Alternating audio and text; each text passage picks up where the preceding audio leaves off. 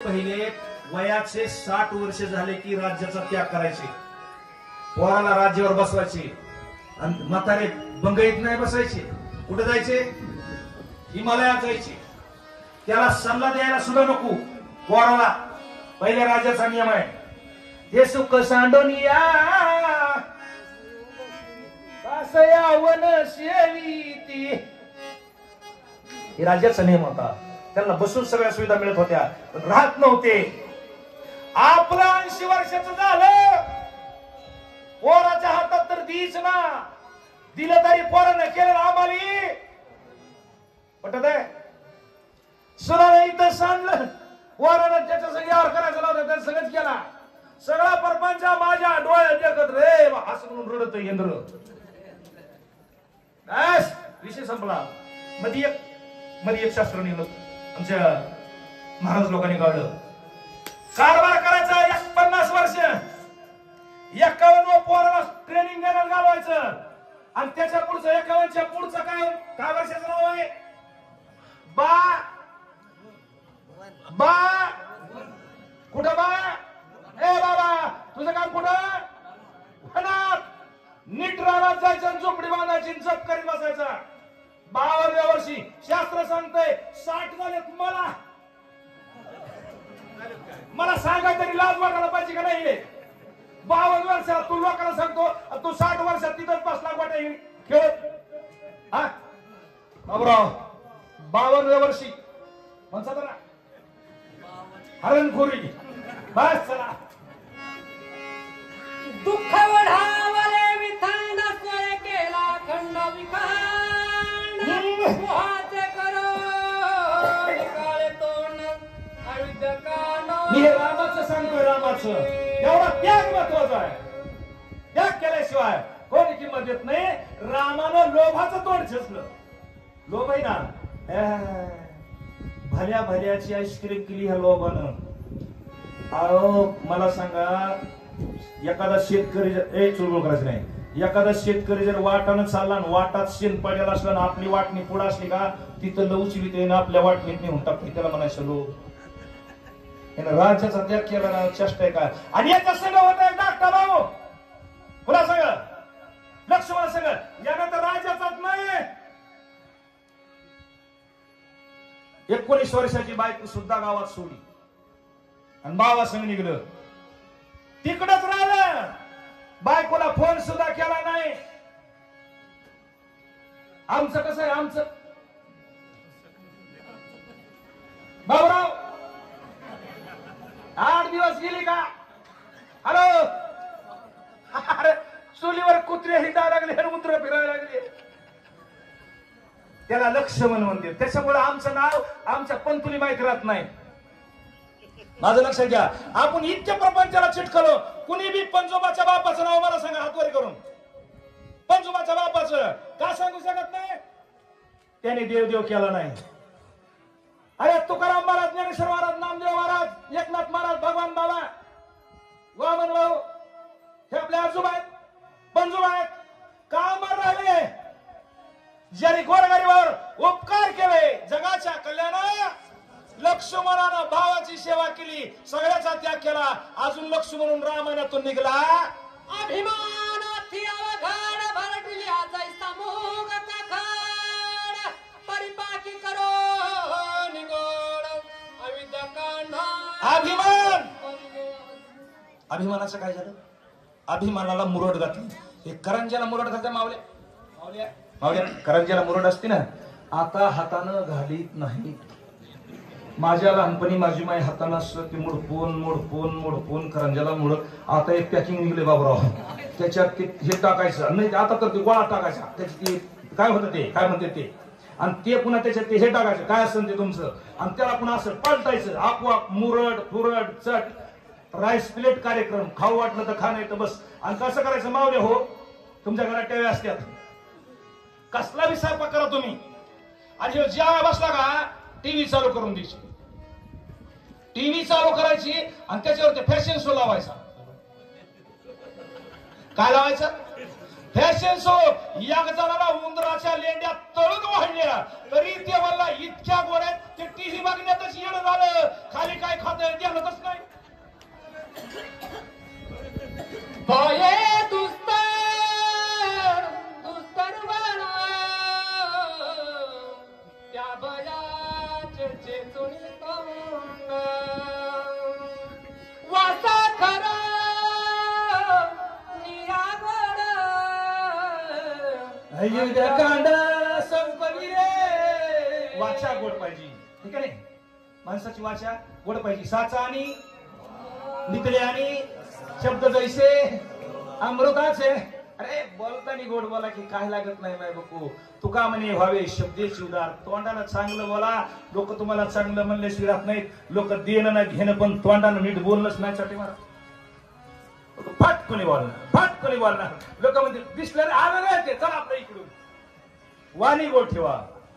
वाणी वाणी ही माणसाची दहात बशी दिली दहात उठी दिली. बरोबर रामचंद्राची वाणी भरताची वाणी नाथबाबाची वाणी वाल्मिकाची वाणी काय आहे फक्त वाणी. चला याव परीर गुणंदन शेवणी आदंड करणे शबाश. कांडे मधील त्रिसरा कर दुषण राक्षस दळण श्री राम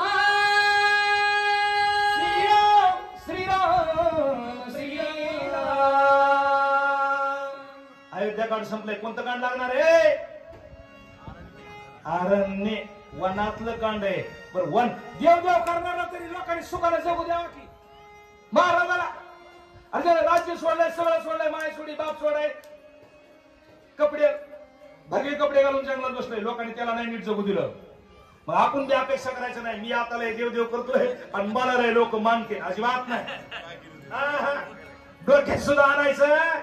अरे भगवान बाबाला इंद्रिय कापायला लावलं लोकांनी. तुकाराम महाराजाला काट्याच्या काठीनं हाणलं. ज्ञानेश्वर माऊलीला पीठ मागू दिलं नाही. तुम्ही कोण्या झाडावर पालाय. रामाला वनवासात असताना रामाची पूजा करणारी बायकोच उचलून निघली. देणं नाही घेणं नाही. नेली का नाही. लोक सुखाने जगू देत. आपण सुद्धा अपेक्षा ठेवायची नाही. मरेपर्यंत आपलं वैभव असं चालणार. सोडून दे रे हंद्र्या. उद्या कल क्या होणार आहे एक किसके भरोसा नाही आहे. उद्या काय होणार आहे. लय मी आज रामायण सांगत असलो का. उद्या मी मुका होणार आहे का काय असा लंगडा खोळा होणार आहे नाही होणार. जे जे असेल प्रारब्धी तेन चुके कर्म कधी चुकणार नाही. रामाने राक्षस मारायचा धंदा उद्याच्या आद्यापासून परवा दिवशीच्या सुरू होणार. एका जनार्दना शरण आघाता रामायण प्रमाण नंदेर साळा पुन्हा दंडकारण्य अत्युसू दंडकारण्य. माऊलीनं रामाला वनवास मागितला पण रामाचा फोन सुद्धा माझ्या राज्यात आला नाही पाहिजे. तिथला निरोप सुद्धा रामाचा आम्हाला कळला नाही पाहिजे. आणि आमचा खावी द्यावी संपली तरी रामाला त्याचा पत्ता लागला. मागताना बी लोक डोकं धरून मागते बघा. काही काही न मागित होतं. मग आता ह्यांचा या कांडामध्ये दंडकारण्यामध्ये प्रवास होणार आहे. दंडकारण्यामध्ये माणसाचा नाही थारा आणि पाखराचा नाही वारा अशा ठिकाणी रामाला वनवास करायचा आहे. आणि तिथं राहून कीर्ती करायची. मरावे परी जीवन आपण सगळेच मरणार आहेत. पण काहीतरी कमीत कमी चांगलं नाही का वागता आलं. वाईट वागा. अरे मी रामायण तेव्हापासून इथं बसून सांगू नाही पण तुमचं कुठल्या तरी बाबतीत नाव निघावं ना. रावण काय पुण्यवान होता. कंस चाणूर दुर्योधन शकुनी चांगले होते. जाऊ द्या ते अनादी काळातले झाले. आमचा औरंगजेब कसला होता. पुण्यवान होता. बाप मारला ना. छत्रपती शिवाजी महाराजांचं नाव निघलं काय औरंगजेबाचं घ्यावं लागतंय. बरोबर आहे. काल परवा पाकिस्तान मध्ये मेलं बघा आपल्या मुंबईचं मेलं म्हणते. दाऊद नाव निघतंय का नाही.